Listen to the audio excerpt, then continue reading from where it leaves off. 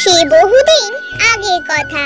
এক গভীর জঙ্গলে বিশাল এক গুহা ছিল, আর সেই গুহাতে বাস করত এক শিয়াল আর তার বউ।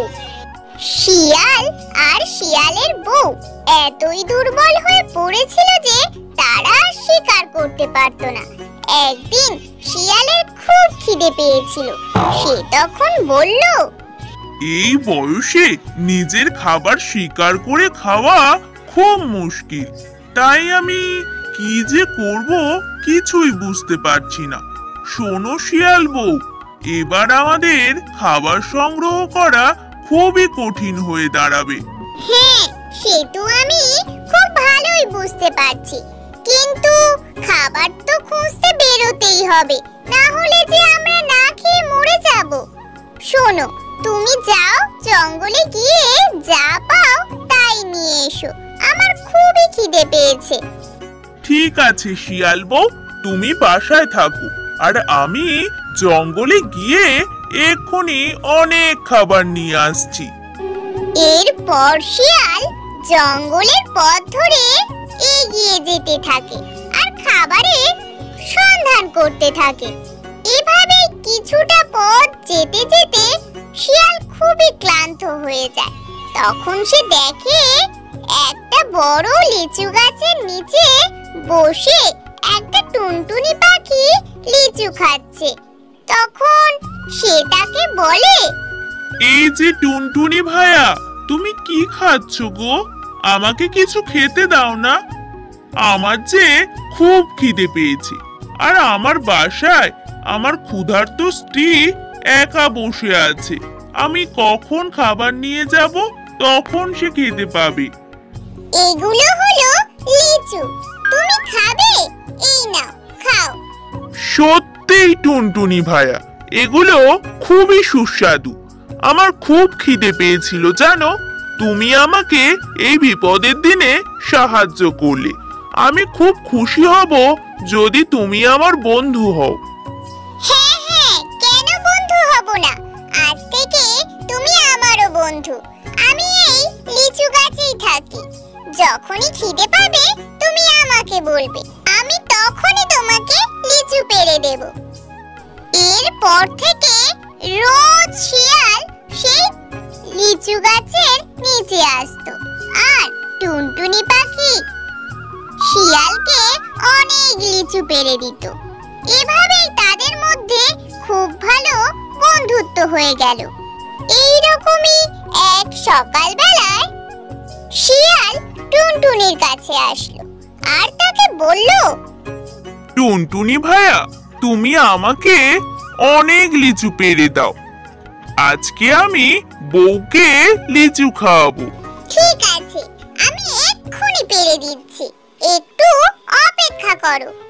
টুনটুনি পাখি তখনই গাছে উঠে অনেক লিচু পেড়ে দেয়, আর শিয়াল খুশি হয়ে সেই লিচুগুলোকে নিয়ে বাড়িতে চলে যায়।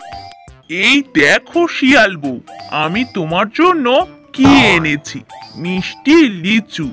আমার বন্ধু টুনি এগুলো তোমার জন্য পাঠিয়েছে। তাড়াতাড়ি বাসায় গিয়ে দেখো আর খাও। আরে বাবা, সত্যি তো এই লিচুগুলো তো খুবই মিষ্টি, কিন্তু কতদিন আর এই লিচু খেয়ে দিন কাটাবে শুনি? একবার ভেবে দেখো, এই লিচু কত মিষ্টি, আর তোমার বন্ধু টুনি প্রতিদিন এই লিচু খায়, তাহলে ও নিজে কত মিষ্টি হবে। হ্যাঁ হ্যাঁ শিয়াল বউ, আমার বন্ধু টুনি খুবই ভালো। ও নিজেও খায় আর আমার জন্য অনেক লিচু পেড়ে দেয়। আসলে আমি ভাবছি ওর কলজেটা কত মিষ্টি হবে। বহুদিন হয়ে গেল কোনো মাংস খাইনি, তুমি ওর কলজেটা এনে দাও না গো। বৃদ্ধ শিয়াল তার বউয়ের কথা শুনে খুব চিন্তায় পড়ে গেল। তারপর সে তার বউকে বলল, এ তুমি কি বলছো? আমি এটা কি করে করব? টুনি আমার বন্ধু, তুমি বলো আমি ওকে কি করে ধোকা দেব? আমি যদি ওর কলজেটা নিয়ে চলে আসি তাহলে ও তো মরে যাবে। ও আমাকে খেতে দিয়েছে, কিন্তু আমি ওকে কি করে মেরে ফেলে এত হিংসা কাজ করব? ওসব আমি কিচ্ছু শুনতে চাই না। টুনির কলজেটা এক্ষুনি নিয়ে এসো। আমি ওর কলজেটা আজই খেতে চাই, না হলে আমি কিন্তু আত্মহত্যা করব। শিয়াল নিজের বউয়ের এই রকম শর্ত শুনে বিপদে পড়ল, আর দুঃখী হয়ে সে টুনির কাছে ফিরে এলো নিজের বাড়িতে নিয়ে আসার জন্য। টুনি ভাইয়া, আজ আমার গিন্নি তোমাকে আমাদের বাড়িতে নিমন্ত্রণ জানিয়েছে, তাই তুমি দুপুরের খাবার আমাদের বাড়িতে গিয়ে আমাদের সাথেই খাবে। বাহ, এ তো বেশ ভালো খবর। ঠিক আছে, আজকে আমি তোমাদের বাড়িতেই খাবো। চলো, আমাকে তোমাদের বাড়িতে নিয়ে চলো। টুনি মহানন্দে শিয়ালের সাথে বেরিয়ে পড়ল। আর কিছুটা যাওয়ার পর টুনি শিয়ালকে জিজ্ঞাসা করলো, আচ্ছা শিয়াল ভাইয়া, তোমার গিন্নি আজকে আমার জন্য কি কি রান্না করবে শুনি? আমার গিন্নি আজকের তুমি যা যা খেতে ভালোবাসো সব বানাবে বলেছে। তুমি চলোই না আমার সাথে, গিয়েই সব দেখতে পাবে। কি বলছো শিয়াল ভাইয়া, এত কিছু রান্না করবে? আজ তাহলে পেট পুড়ে খাবো। আমার যে কি আনন্দ হচ্ছে, কি বলবো তোমাকে। টুনটুনি পাখি এত খুশি দেখে শিয়াল মনে মনে ভাবলো তার স্ত্রীর মনের ইচ্ছের কথা তার বন্ধুকে বলে দেওয়া উচিত। তাই সে মনে মনে বলতে লাগলো, বেচারা টুনটুনি কতই না স্বপ্ন দেখছে মনে মনে। ও তো জানেই না যে আমার গিন্নি আজ ওকেই রান্না করে খাবে। এই ভেবে সে টুনিকে বলল, টুনটুনি ভাইয়া, আমি তোমাকে একটা কথা বলতে চাই। আসলে আমার গিন্নি তোমার কলজেটাকে রান্না করে খেতে চায়। আমাকে ক্ষমা করে দাও বন্ধু। ও বলেছে যদি তোমার কলজে আজকে না খেতে পায় তাহলে ও আত্মহত্যা করবে। তুমি বলো আমি এখন কি করি? টুনটুনি পাখি শিয়ালের কথা শুনে খুব ভয় পেয়ে যায়। তবুও সে সাহস করে বলে, ও আচ্ছা, তাই নাকি? কিন্তু শিয়াল ভাইয়া, এই কথা তো তুমি আমাকে আগে বলবে। আমরা টুনটুনি পাখিরা নিজেদের কলজে গাছের মগডালে সুরক্ষিত করে রেখে দিই। তাই আমার কলজেটা নিয়ে আসতে আবার সেই লিচু গাছের কাছে যেতে হয়। তুমি আমাকে ওখানেই নিয়ে চলো।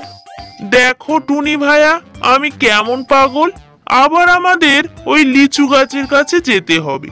আচ্ছা চলো, আমরা ওখানেই যাই, গিয়ে তোমার কলজেটা গাছ থেকে নিয়ে আসি। খালি হাতে বাসায় গেলে গিন্নি আমার কলজেটাই খেয়ে ফেলবে। শিয়াল আর টুনটুনি পাখি আবার সেই গাছের নিচে আসে। আর তখনই টুনটুনি পাখি উড়ে গিয়ে লিচু গাছের মগডালে বসে। আর সে বলে, বোকা শিয়াল কোথাকার, কেউ কি কারোর কলজে গাছে রাখতে পারে? আমি তোমাকে আমার বন্ধু ভেবেছিলাম, আর সেই তুমি কি না আমার বন্ধুত্বের এই দাম দিলে? যাও এখান থেকে, না পাবে তুমি আর লিচু, আর না পাবে আমার কলজে। টুনির কথা শুনে শিয়াল খুব রেগে গেল, আর সে টুনিকে বলল, পাজি বদমাইশ টুনি, তুই আমাকে এভাবে ঠকালি। পরে কোনোদিন তোকে বাগে পাই, তখন দেখবি তোর কি অবস্থা করি। ঘাড় মোটকে চিবিয়ে খাবো। ওই আশায় তুই থাক রে শিয়াল, আমাকে তুই কোনোদিনও ধরতে পারবি না। আর এভাবেই টুনটুনি পাখি নিজের বুদ্ধির জোরে প্রাণ বাঁচিয়ে নিল। আর বোকা শিয়াল এই বোকামির জন্যই বন্ধুত্ব আর লিচু দুটোই হারালো।